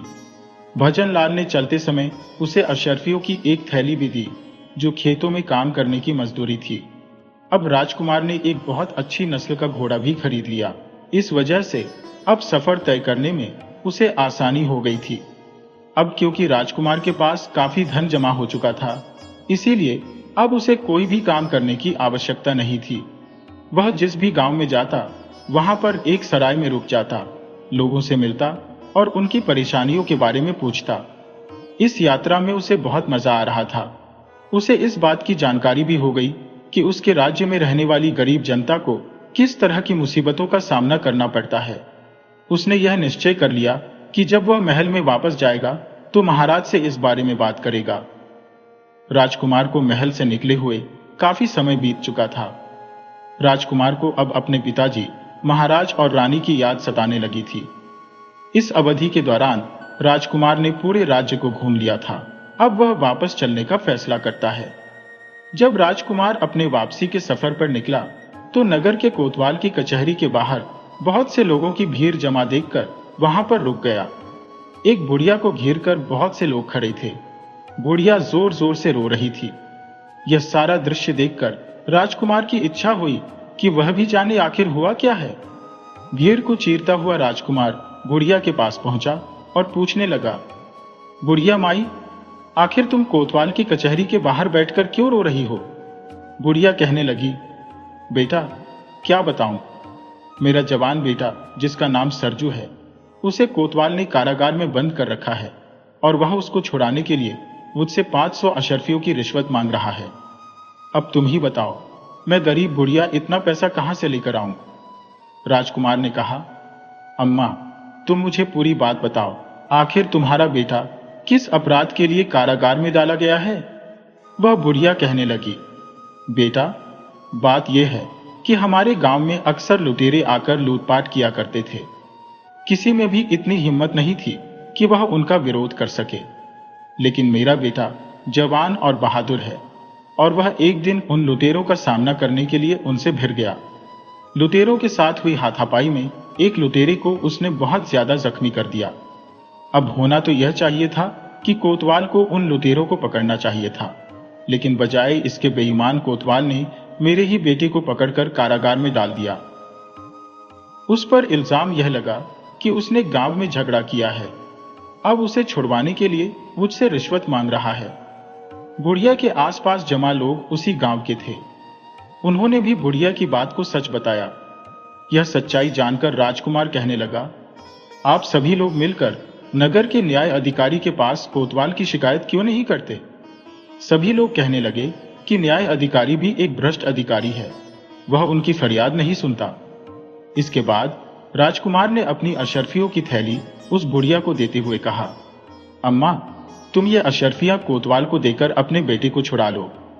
इसके बाद राजकुमार ने उस नगर के न्याय अधिकारी और कोतवाल का नाम और पता मालूम कर लिया। अब वह अपने महल की तरफ वापस जा रहा था। वापसी के सफर में वह सबसे पहले भजनलाल के पास पहुंचा और यह देखकर बहुत खुश हुआ कि जिस बात की देखभाल के लिए उसने भजनलाल से कहा था, वह बात बहुत अच्छी तरह से फल फूल रहा था। बगीचे के चौकीदारों ने बड़ी मेहनत से काम किया था। भजनलाल ने उसे बताया कि इस बात के फल बहुत अच्छी कीमतों पर बिक रहे हैं। भजनलाल ने अशर्फियों से भरी हुई एक थैली राजकुमार के हवाले की और कहने लगा, इस बगीचे के सारे खर्चे पूरे करने के बाद यह अशर्फियों की थैली बची है, इन्हें अपने पास संभाल कर रख लो। राजकुमार ने अशर्फियों की थैली अपने पास रखी और फिर भजनलाल का धन्यवाद किया। वह कहने लगा, श्रीमान आपने मेरी मुश्किल हल कर दी है। मेरे पिताजी ने मुझे आदेश दिया था कि जब मैं वापस आऊं तो मेरे पास धन होना चाहिए। इसके बाद राजकुमार ने भजनलाल को अपनी सारी कहानी सुना दी। भजनलाल को जब यह पता चला कि यह नौजवान इस राज्य का राजकुमार है तो वह परेशान हो गया और कहने लगा, राजकुमार आप मुझे क्षमा कर दीजिए, मुझे नहीं मालूम था कि आप राजकुमार हैं। अगर मुझे इस बात का पता होता तो मैं कभी भी आपसे अपने खेतों में काम न करवाता। कृपया करके मुझे माफ कर दीजिए। राजकुमार मुस्कुराकर कहने लगा, श्रीमान आप मुझे शर्मिंदा मत कीजिए। मैं राजकुमार जरूर था, लेकिन एक गरीब राजकुमार था। जब मैं महल से निकला था तो मेरे पास एक फूटी कोड़ी भी नहीं थी। आपने तो मुझ पर बड़ा ही उपकार किया। आपकी वजह से ही मैं इस योग्य बन पाया कि अपने पिता को दिया हुआ वचन पूरा कर सकूं। राजकुमार की बातें सुनकर भजनलाल अब कुछ निश्चिंत हो गया था। इसके बाद राजकुमार कहने लगा, अब मेरे इस बगीचे के मालिक आप ही रहेंगे। इस बगीचे में काम करने वाले लोगों का आप खास ख्याल रखिएगा। भजनलाल ने राजकुमार को इस बात का वचन दिया और फिर कुछ दिनों का सफर तय करने के बाद राजकुमार वापस अपने महल में पहुंच गया। महाराज और महारानी अपने बेटे को देखकर बहुत खुश हुए। राजकुमार ने अपने साथ लाई हुई अशर्फियों की थैली महाराज को दे दी और कहने लगा, पिताजी, आपके आदेश के अनुसार मैंने एक गरीब आदमी के भेष में पूरे राज्य की सैर कर ली है। हमारे राज्य में बहुत से लोग गरीबी की जिंदगी बिता रहे हैं। इसका एक बहुत बड़ा कारण यह भी है कि हमारे राज्य के कई राज्य कर्मचारी अपना काम ईमानदारी से नहीं कर रहे हैं। एक नगर के न्याय अधिकारी और वहां के कोतवाल की बेईमानी तो मैं अपनी आंखों से देख चुका हूं। मेरी प्रार्थना है कि मैं आपको उन दोनों के नाम और पते बताऊंगा। आप उनके विरुद्ध कार्यवाही कीजिए। इसके अलावा मैंने अपनी यात्रा में देखा कि हमारी प्रजा के कई लोग ऐसे हैं जिनके पास अपना जीवन जीने के लिए उचित रोजगार भी नहीं है। हमारे राज्य के कई छोटे छोटे बच्चे ऐसे हैं जो पढ़ने के लिए गुरुकुल नहीं जाते। ये बच्चे सारा दिन गलियों में खेलते रहते हैं और शिक्षा प्राप्त नहीं कर पाते। इसीलिए हमें अपने राज्य में कई गुरुकुल और पाठशालाएं खोलनी होंगी। इसके अलावा राज्य में कई नौजवान ऐसे हैं जो बहुत कम मजदूरी में अपना जीवन चला रहे हैं, क्योंकि उन्हें किसी भी तरह का कोई हुनर नहीं आता। मुझे यह देखकर और भी दुख हुआ कि राज्य में पानी के कुएं बहुत कम हैं। गांव की औरतों को पानी के लिए लंबा सफर तय करना पड़ता है। इसीलिए हर गांव और कस्बे में नए कुएं खुदवाने की व्यवस्था की जाए। महाराज अपने बेटे की सभी बातें सुनकर बड़े खुश हुए और कहने लगे, राजकुमार, हमें मालूम है कि यह सभी बातें जानने के लिए तुमने बहुत तकलीफें उठाई हैं, लेकिन इन बातों से अब हमारी आंखें खुल चुकी हैं। हम कल से ही यह आदेश जारी करेंगे कि राज्य में गुरुकुल और पाठशालाएं खोली जाएं।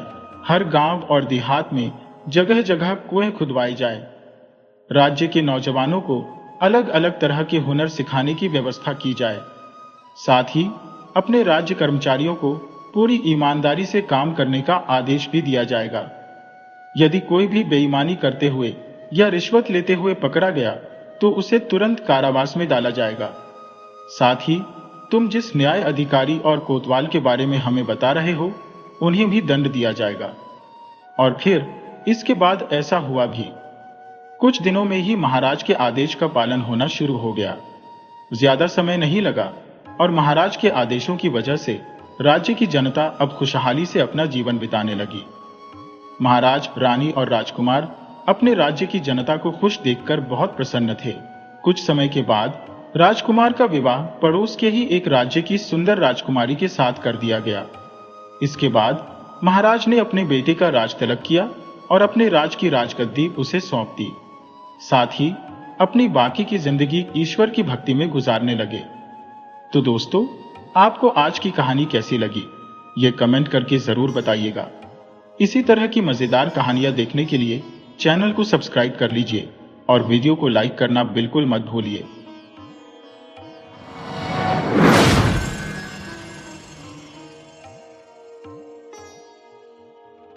पहाड़ों के मध्य स्थित एक नगरी दीनापुर थी।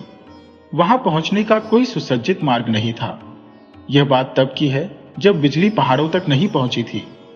उस पर्वत की ढलान पर अक्ल सिंह नामक व्यक्ति का गृह था। अब अक्ल सिंह के घर में केवल 3 सदस्य थे, वह स्वयं, उसकी पत्नी और उसकी इकलौती बेटी। किंतु अन्य जीवों की संख्या उसके घर में बहुत थी, जिनमें कुत्ते, बिल्लियां, गायें, बैल और बकरियां आदि बड़ी संख्या में थी। अक्ल सिंह की पत्नी का नाम सूर्यमुखी था और उसकी इकलौती संतान का नाम चंद्रमुखी था। अक्ल सिंह किसी तरह अपना जीवनयापन कर रहा था, परंतु उसकी एक बात की चिंता उसे लगातार सताती थी। उसकी बेटी अब जवान हो रही थी और उसका विवाह करना था, परंतु उससे कोई भी युवक विवाह करने को तैयार नहीं होता था। कई युवक उसके घर लड़की देखने आ चुके थे। उनका स्वागत सत्कार होता, भव्य भोजन की व्यवस्था की जाती, परंतु अंत में वे इनकार करके चले जाते। चंद्रमुखी के आलसीपन के कारण उनका मन खिन्न हो जाता था। एक दिन उस पहाड़ के एक अन्य गांव से एक युवक अक्ल सिंह के घर आया। उसका भी स्वागत सत्कार हुआ। उसे स्वादिष्ट भोजन परोसा गया। रात्रि में विश्राम से पूर्व अक्ल सिंह अपने मेहमान से बातचीत करने लगा।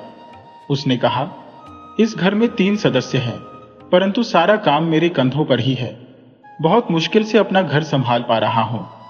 उस युवक ने पूछा, आपकी पत्नी और बेटी आपके काम में सहयोग नहीं करती? अक्ल सिंह ने उत्तर दिया, वे सहयोग करती है, परंतु पत्नी को कुछ काम करने से पहले 10 बार कहना पड़ता है, तब जाकर वह एक काम करती है। वहीं बेटी की स्थिति और भी भयंकर है। उससे काम निकलवाने के लिए 20 बार कहना पड़ता है, इसीलिए मैं स्वयं ही सारा काम कर लेता हूं। युवक ने पूछा, ऐसा कब से चल रहा है? अक्ल सिंह ने उत्तर दिया, पहले से ही ऐसा चल रहा था। हम बूढ़े बुजुर्गों का तो चल गया, पर बेटी के साथ ऐसा कब तक चलेगा? कोई उससे विवाह करने को तैयार नहीं होता। कोई आता भी है तो देखकर चला जाता है। यही बात सदैव मेरी चिंता का कारण होती है। बेटी बड़ी हो चुकी है, आज या कल तो मुझे उसका विवाह करना ही है। उसे ऐसे कब तक घर में बिठाए रख सकता हूं? मुझे समझ में नहीं आता कि अब मैं क्या करूं। उस युवक को अक्ल सिंह की चिंता वाजिब लगी। उसने कहा, देखिए, मैं भी गांव का लड़का हूं। मेरे माता पिता नहीं है, आज तक मेरा भी विवाह नहीं हुआ। खेत खरिहान करके मैं जीवन चलाता हूं। मानकर खाने की स्थिति नहीं आती है। मैं आपकी पुत्री से विवाह करने को प्रस्तुत हूं, पर मेरी एक शर्त है। अक्ल सिंह ने कहा। बाबू ने कहा, अगर विवाह के लिए तैयार हो तो तुम्हारी हर शर्त मुझे स्वीकार है। अक्ल सिंह ने कहा, तो मुझे कल ही अपनी बेटी दे दीजिए और उसके साथ मुझे बिल्ली, कुत्ते और बकरी का बच्चा भी दीजिए। यही मेरी शर्त है कि आपकी बेटी के संग मुझे जानवर के बच्चे भी चाहिए। प्रसन्न होकर अक्ल सिंह ने रात भर में सारी तैयारी कर दी और सुबह होते ही दोनों का विवाह कर दिया और फिर शाम तक विदा कर दिया। सांझ होने से पहले ही वह युवक दुल्हन को लेकर अपने घर पहुंच गया। घर पहुंचकर युवक ने गाय और बैलों के लिए घास की व्यवस्था की, भोजन तैयार किया और सबको खाना परोसा, यहां तक कि कुत्ते, बिल्ली और बकरी के लिए भी। अपनी पत्नी को भोजन दिया, बर्तन मांजे और रात को सो गया। सुबह उठकर उसने चाय बनाई, पत्नी को भी दी और खुद भी चाय पीकर अपने दैनिक कार्यों में जुट गया। इसके बाद भोजन तैयार करके सबको परोसा, बर्तन और घर साफ किया और खेतों को जाने के लिए तैयार हो गया। जाते जाते उसने कुत्ते के पिल्ले से कहा, मैं खेतों की ओर जा रहा हूं, तुम मेरे पीछे से घर का काम काज देखना, भोजन तैयार करना, बैलों और गायों के लिए घास काटना, घर का सारा काम अच्छे से करना। यह कहकर वह युवक खेतों को चला गया। शाम को थका हारा जब वह घर लौटा तो उसने पिल्ले से पानी की मांग की, परंतु पिल्ले ने कोई उत्तर नहीं दिया। खाने के बारे में पूछा तो भी कुछ तैयार नहीं था। युवक ने गुस्से में आकर कुत्ते के पिल्ले की छड़ी से बहुत पिटाई की और उसे घर से बाहर निकाल दिया। अंत में खाना बनाकर सबको परोसा, साफ सफाई की और सो गया। अगले रोज भी उठकर उसने घर का सारा काम किया और खेतों में जाने से पहले बिल्ली के बच्चे से घर का कामकाज संभालने को कहकर चला गया। आज भी कोई काम नहीं हुआ। शाम को घर पहुंचा तो वह गुस्से से भर गया और बिल्ली के बच्चे को छड़ी से बहुत पीटा, उसे भी घर से बाहर निकाल दिया। फिर स्वयं ही घर का सारा काम करने लगा। अगले दिन बकरी के बच्चे की बारी आई। उस युवक ने उसे भी घर के सारे कार्यों के संबंध में कई हिदायतें दी और खेत खलियान को चला गया। यह सारा दृश्य उसकी पत्नी चुपचाप देखती रही, पर कुछ नहीं कहा। जब भी कोई कार्य पूरा नहीं होता, देख, उस युवक ने एक झटके में बकरी के बच्चे का गला शरीर से अलग कर दिया और रात को उसी की सब्जी बनाकर पूरे घर को परोस दी। अगली सुबह सारा कार्य समाप्त कर घर से प्रस्थान करते हुए युवक ने अपनी पत्नी से कहा, देखो, मैं खेतों की ओर जा रहा हूं, घर का समस्त कार्य देख लेना, गायों को चारा देना, उनके लिए घास काटकर तैयार रखना, घर की सफाई करना और सभी के लिए भोजन भी बना देना। तुमने देखा, जिन्होंने अपना कार्य नहीं किया, मैंने उनका क्या हश्र किया था, इसलिए तुम समय पर अपना काम निपटा लेना। शाम को जब युवक घर लौटा तो उसने पानी के लिए पत्नी को पुकारा। पत्नी डरते हुए तुरंत पानी लेकर आ गई। युवक ने घर और बाहर देखा तो सब कार्य व्यवस्थित था। दोनों ने भोजन किया और सो गए। अब धीरे धीरे युवक के बिना भी उसकी पत्नी सारा काम करने लगी। उसे काम करने की आदत हो चुकी थी। अब वह पहले की तरह आलसी नहीं रही। पति बाहर का काम संभालता और पत्नी घर के अंदर का। सब कुछ ठीक ठाक चल रहा था। शादी के बाद बेटी की कोई खोज खबर नहीं मिली। यह सोचकर अक्ल सिंह अपने दामाद के घर पहुंच गया। अपने ससुर को देखते ही युवक ने पत्नी से कहा, पिताजी के लिए चाय और खाने का प्रबंध करो। बेटी सारा काम कर रही थी। अक्ल सिंह अपनी बेटी में आई इस परिवर्तन को देखकर आश्चर्यचकित रह गया। उसने दामाद से जानना चाहा और पूछा, अगर इतनी जल्दी और इतनी आसानी से तुमने अपनी पत्नी को बदल दिया तो वह उपाय मुझे भी बताओ, ताकि मैं भी तुम्हारी सासू मां को बदल सकूं। युवक ने कहा, ससुर जी, कल सवेरे आपको यह नुस्खा बताया जाएगा जिसके बलबूते पर मैंने अपनी पत्नी में परिवर्तन लाया है। अब रात काफी हो चुकी है, आप निश्चिंत होकर सो जाइए। इतना कहकर वे दोनों सो गए। सुबह उस युवक ने मिट्टी के फूटे हुए बर्तनों को इकट्ठा किया और उन्हें तोड़कर धूल बनाया। वहीं दूसरी ओर वह कुछ गीली मिट्टी लेकर आया। इसके बाद उसने अपने ससुर को बुलाया और कहा, आप उस फूटे हुए मटके की मिट्टी से घड़ा या कुछ भी बनाइए, मैं इस गीली मिट्टी से कुछ बनाता हूं। युवक ने उस गीली मिट्टी से कई आकार के बर्तन बना डाले, जबकि ससुर जी उस पक्की मिट्टी के चूरे से कोशिश करके भी कुछ नहीं बना पाए। अंत में उन्होंने अपनी असफलता स्वीकार की। तब युवक ने कहा, एक बार जो मिट्टी पक चुकी है उसे बदलना या उससे कोई दूसरी वस्तु निर्माण करना आसान नहीं है, जबकि किसी भी गीली और कच्ची अवस्था में हम उसे बदलकर आसानी से कोई भी आकार दे सकते हैं। ऐसा कहकर उसने अपने ससुर जी से कहा, अब सासू मां के जीवन में किसी तरह के परिवर्तन की उम्मीद करना बेकार है, क्योंकि अब उनमें इतनी नरमी होती ही नहीं कि उनमें कोई परिवर्तन लाया जा सके।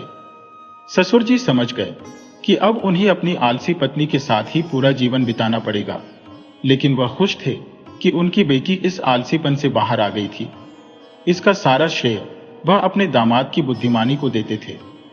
अगले दिन ससुर जी वापस अपने गांव लौट गए। अब उनका मन संतुष्ट और शांत था कि उनका दामाद बहुत ही बुद्धिमान व्यक्ति है। अक्ल सिंह खुश था कि उसकी बेटी और उसका पति अब एक खुशहाल जीवन बिता सके। सीलमपुर के छोटे से गांव में साहूकार सुखी चंद अपने परिवार के साथ रहता था। सुखी चंद के परिवार में उसकी पत्नी, एक बेटी और एक बेटा था। सुखी चंद केवल नाम का ही नहीं बल्कि असल में भी सुखी था। उसके पास शानदार हवेली, नौकर चाकर और शान शौकत सब कुछ था, लेकिन यह सब उसने गरीबों का खून चूस कर ही बनाया था। साहूकार सुखी चंद गांव वालों को बहुत ज्यादा सूद पर कर्जा देता था। यही उसका धंधा था। अक्सर लोग तंगी के दिनों में या किसी त्योहार, विवाह, शादी के मौके पर सुखी चंद से कर्जा ले लेते थे।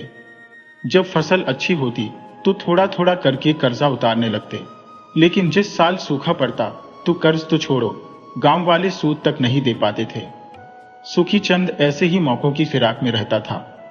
वह उनकी मजबूरी का फायदा उठाकर उनकी जमीनों पर कब्जा कर लेता और उन्हें बेचकर खूब पैसा कमाता। इस धंधे में उसका बेटा भी उसका पूरा साथ देता था। दोनों बाप बेटे हर समय किसी न किसी गरीब की जमीन हड़पने की योजना बनाते रहते। एक दिन एक दूसरे नगर से कोई बड़ा व्यापारी साहूकार से मिलने आया। उसने सुखी चंद को गांव में जमीन खरीदने की अपनी इच्छा बताई। सुखी चंद की तो मानो खुशी का ठिकाना ना रहा। घर बैठे बैठे जमीनों का ग्राहक जो मिल गया था। सुखी चंद ने वह सारी जमीन उस व्यापारी को दिखाई जो उसने लोगों से कर्ज के बदले में हथियाई थी, लेकिन उस व्यापारी को कोई भी जमीन पसंद नहीं आ रही थी। गांव में घूमते घूमते आखिरकार उस व्यापारी को एक जमीन का टुकड़ा पसंद आ ही गया। व्यापारी ने सुखी चंद से उस जमीन के बारे में पूछा तो साहूकार सोच में डूब गया। असल में वह जमीन एक बिन माँ बाप की लड़की पुष्पा की थी, जो उसी गांव में रहती थी। पुष्पा के माँ बाप ने साहूकार सुखी चंद से 20,000 रुपए का कर्ज लिया था, मगर उसे चुकाने से पहले ही नदी में बह जाने से दोनों की मृत्यु हो गई थी। बेसहारा पुष्पा का हाल देखकर गांव की पंचायत ने साहूकार से उस जमीन पर कब्जा ना करने को कहा। सुखी चंद भला पंचायत की बात को कैसे टाल सकता था। मगर उसके दिल में हमेशा पुष्पा की जमीन को हथियाने की इच्छा थी। आज उस व्यापारी ने जब उस जमीन के बारे में पूछा तो सुखी चंद का लालच उजागर हो गया और उसने जमीन पर कब्जा करने का मन बना लिया। अगले ही दिन वह सारे कर्ज के दस्तावेज और अपनी खाता बही लेकर पुष्पा के घर आ धमका। सुखी चंद ने अपना कब्जा वापस करने की बात कही और ऐसा न करने पर जमीन पर कब्जा करने की धमकी भी दे दी। पुष्पा ने हाथ जोड़कर दया की भीख मांगी, लेकिन सुखी चंद के दिल पर रत्ती भर भी असर नहीं हुआ। गुस्से में पैर पटकता हुआ साहूकार वहां से चला गया। कब्जे की बात सुनकर पुष्पा फिर से पंचायत के मुखिया के पास गई और अपनी जमीन बचाने की गुहार लगाने लगी। मुखिया भी आखिरकार कब तक उसे बचा सकता था। फिर भी पंचों ने यह फैसला किया कि पुष्पा एक साथ पूरा कर्ज नहीं उतार सकती, तो 5,000 करके वह 4-5 महीनों में यह कर्ज चुका दे। उसे पहली किस्त 5,000 जल्द से जल्द देनी होगी, नहीं तो सुखी चंद को जमीन बेचने का अधिकार मिल जाएगा। सारे गांव में यह बात फैल गई कि साहूकार सुखी चंद बेसहारा पुष्पा की जमीन हथियाने वाला है। यह बात उड़ते उड़ते सुखी चंद की बेटी के कानों में भी पड़ी। अपने लालची पिता की करतूत सुनकर बेटी को बहुत दुख हुआ। उसने अपने पिता से इस बारे में बात करने की कोशिश की, लेकिन सुखी चंद को तो बस बड़ा मुनाफा ही दिखाई दे रहा था। सुखी चंद की बेटी ने अपने पिता को बहुत समझाने की कोशिश की, लेकिन वह अपनी बात से टस से मस न हुआ। उसने पुष्पा की जमीन पर कब्जा करने का फैसला कर लिया था। साहूकार की बेटी ने भी जिद पकड़ ली कि वह अपने पिता को जमीन पर कब्जा नहीं करने देगी, लेकिन लालची साहूकार के आगे उसकी एक न चली। अगले दिन सुबह सुबह पुष्पा और 2 पंचायत के लोग साहूकार के घर पहुंचे। पुष्पा ने कर्ज की पहली किस्त 5,000 सुखी चंद के मुंह पर मार दिए और साथ ही कहा कि वह जल्द ही बाकी रकम भी चुका देगी। किस्त की पहली रकम लेकर पुष्पा वहां से चली गई। अब क्योंकि किस्त मिल चुकी थी, तो साहूकार पुष्पा की जमीन पर कब्जा नहीं कर सकता था। इधर सुखी चंद का दिमाग घूम गया। वह सोच में पड़ गया कि आखिर इस गरीब बेसहारा पुष्पा के पास इतना पैसा कहां से आ गया, जो कल तक दाने दाने के लिए तरस रही थी और मेरे सामने भीगी बिल्ली बनकर रहती थी, वह आज शेरनी की तरह गरजने कैसे लगी। कुछ समझ में नहीं आ रहा था। साहूकार ने गांव वालों से पूछताछ की, लेकिन कोई भी उन रुपयों के बारे में नहीं जानता था। कुछ ही दिनों में पुष्पा फिर से सुखी चंद के घर आई और पूरी रकम सूद समेत वापस लौटाकर अपनी जमीन और कर्जे के कागजात लेकर वापस चली गई। साहूकार के हाथों से मानो सोना उगलने वाली जमीन निकलती जा रही थी। वह परेशान था कि पुष्पा के पास इतना धन कहां से आ रहा है, पर वह कुछ भी नहीं कर सकता था। इसी तरह से कुछ समय और बीत गया। एक दिन साहूकार सुखी चंद के चेले चपाटों ने खबर दी कि पुष्पा ने अपनी जमीन बेच दी है। साहूकार के हाथों में अब कुछ नहीं था, फिर भी उसे बहुत उत्सुकता थी कि आखिर यह पूरा माजरा क्या है। इस जमीन का खरीदार कौन है, जरा चलकर देखा जाए। जब वह पुष्पा के उस जमीन के टुकड़े पर पहुंचा तो वहां जो देखा उसे देखकर उसके होश उड़ गए। उस जमीन पर एक बोर्ड लगा था। उस बोर्ड पर जमीन के मालिक का नाम देखकर सुखी चंद साहूकार की मानो सांसें थम गई हो। जमीन के मालिक के नाम के आगे उसकी बेटी और पुष्पा का नाम लिखा था। सुखी चंद बदहवास सा दौड़ता हुआ घर पहुंचा और चिल्लाकर अपनी बेटी से पूछा, ये क्या तमाशा लगा रखा है। तब उसकी बेटी ने बताया, पिताजी, मैंने पुष्पा की मदद की थी और उसके लिए मैंने अपने गहने बेच दिए ताकि उसकी जमीन को बचा सकूं। उसने आगे कहा, लेकिन आप पुष्पा का दिल देखिए, उसने जमीन आपसे छुड़वाते ही मेरे गहनों के बदले में आधी जमीन मुझे दे दी। यह सब मैंने आपके लिए किया है पिताजी। आखिर कब तक आप गरीब बेसहारा लोगों की बद्दुआएं लेते रहेंगे। मैं आपको इस नरक से निकालना चाहती हूं। गरीबों की बद्दुआएं कभी भी हम पर कहर बनकर टूट सकती हैं।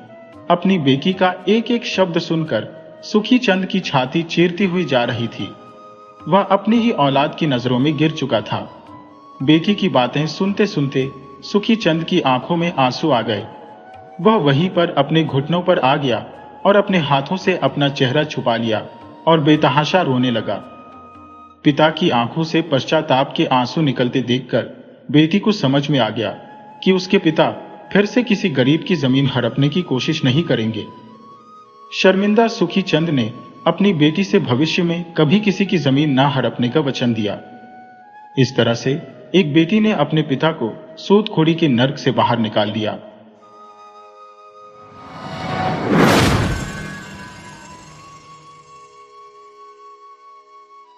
बहुत समय पहले की बात है। एक नगर में हरीश नाम का एक नवयुवक रहता था। दुर्भाग्यवश उसके माता पिता स्वर्ग सिधार चुके थे। गरीब होने के कारण उसके पास अपने खेत भी नहीं थे और वह दिन भर छोटे मोटे काम करता, बदले में खाने के लिए आटा चावल लेकर आता, भोजन तैयार करता और खा पी कर सो जाता। उसका जीवन संघर्षपूर्ण था और ऊपर से एक और मुसीबत उसके पीछे पड़ गई। हरीश रोज 4 रोटियां बनाकर हाथ मुंह धोने जाता, लेकिन वापस आने पर पाता कि रोटियां गायब हो जाती थी। यह सिलसिला लगातार चलता रहा। एक दिन उसने चूहे को रोटियां ले जाते हुए देख लिया और उसे पकड़ लिया। हरीश ने कहा, मेरी रोटियां क्यों ले जाते हो? मुझे भी पेट भर खाना चाहिए। चूहे ने उत्तर दिया, मैं भी भूखा हूं, मुझे रोटियां ले जाने दो। तुम्हारे सारे सवालों का जवाब मतंग ऋषि दे सकते हैं। हरीश ने पूछे, वे कौन है? इस पर चूहे ने कहा, वे पहुंचे हुए ऋषि हैं और वे पहाड़ों में जंगलों के बीच रहते हैं। उनके पास हर सवाल का जवाब होता है। उनसे मिलो और अपने सारे सवाल उनसे पूछना, वो तुम्हें सब बता देंगे और तुम्हारा उद्धार करेंगे। हरीश ने चूहे की बात मानी और अगली सुबह ही खाने पीने की गठरी बांधकर मतंग ऋषि के आश्रम की ओर बढ़ चला। रास्ते में उसे एक हवेली मिली जहां उसने रात बिताने की अनुमति मांगी। मालकिन ने पूछा, कहां जा रहे हो? हरीश ने उत्तर दिया, मतंग ऋषि के आश्रम जा रहा हूं। मालकिन ने कहा, उनसे मेरी बेटी के बारे में भी पूछना, जो सुंदर है पर एक शब्द नहीं बोलती। उनसे पूछना वो कब बोलना शुरू करेगी। हरीश ने कहा, जी आप चिंता न करें, मैं उनसे जरूर पूछूंगा। अगले दिन हरीश आगे चल पड़ा।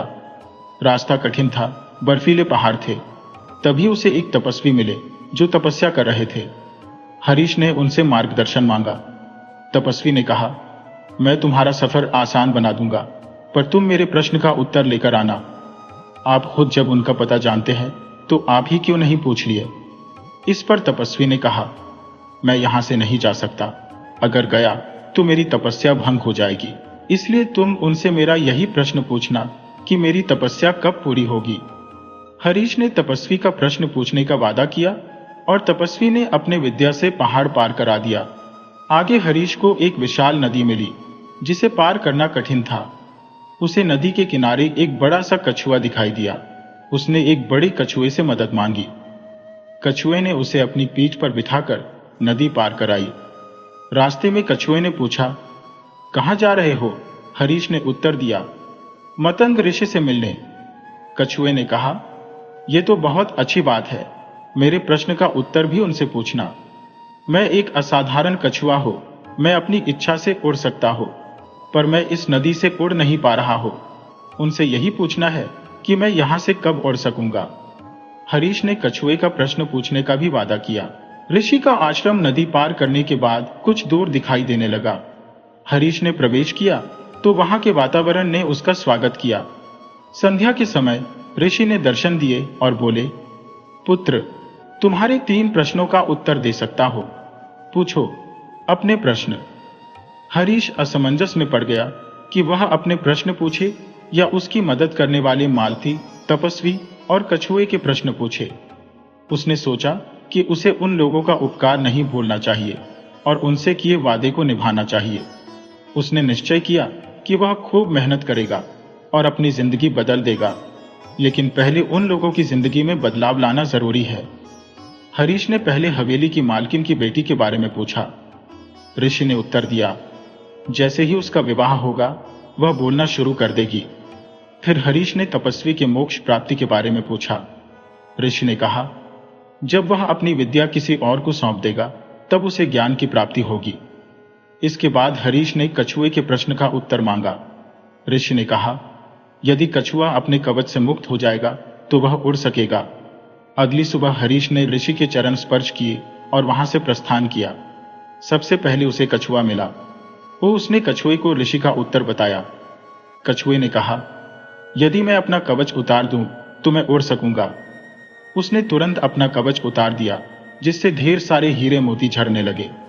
कछुए ने वे सारे हीरे मोती हरीश को दे दिए और उसकी खुशी का ठिकाना नहीं रहा। इसके बाद हरीश ने तपस्वी से मुलाकात की। उसने तपस्वी को ऋषि की बात बताई। तपस्वी ने कहा, अब मैं कहां किसी को ढूंढने जाऊंगा, तुम ही मेरी विद्या ले लो। तपस्वी ने अपनी सारी विद्या हरीश को दे दी और उसे ज्ञान की प्राप्ति हो गई। विद्या के बल पर हरीश जल्दी ही हवेली पहुंच गया। मालकिन ने उसे देखते ही पूछा, क्या कहा ऋषिमतन ने मेरी बिटिया के बारे में? हरीश ने उत्तर दिया, जिस दिन उसकी शादी हो जाएगी वह बोलने लगेगी। मालकिन ने खुश होकर कहा, तो देर किस बात की, तुम इतनी बड़ी खुशखबरी लेकर आए हो, भला तुमसे अच्छा लड़का उसके लिए कौन हो सकता है। दोनों की शादी करा दी गई और सचमुच लड़की बोलने लगी। हरीश अपनी पत्नी को लेकर गांव पहुंचा। उसने सबसे पहले उस चूहे को धन्यवाद दिया और अपनी नई हवेली में उसके लिए भी एक जगह बनवा दी।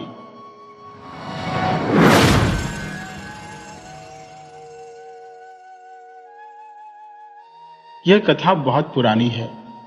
पंडित बलराम शास्त्री अपनी धर्मपत्नी माया के साथ एक छोटे से गांव में निवास करते थे।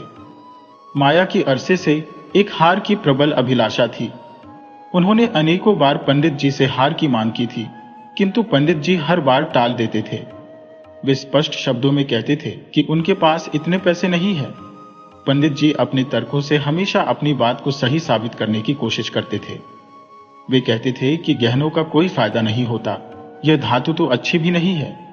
अगर इसे सुनार के पास ले जाओ तो वह इसकी बहुत कम कीमत देगा। सबसे बड़ी बात यह है कि गहने घर में रखना चोरों को निमंत्रण देने जैसा है।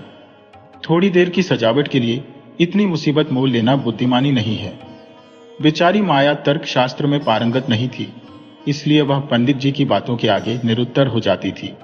पड़ोसियों को देख देख कर उसका मन और दुखी हो जाता था, पर वह अपना दुख किससे कहे। पंडित जी अगर ज्यादा मेहनत करने के योग्य होते तो यह मुश्किल हल हो जाती, पर वे आलसी थे।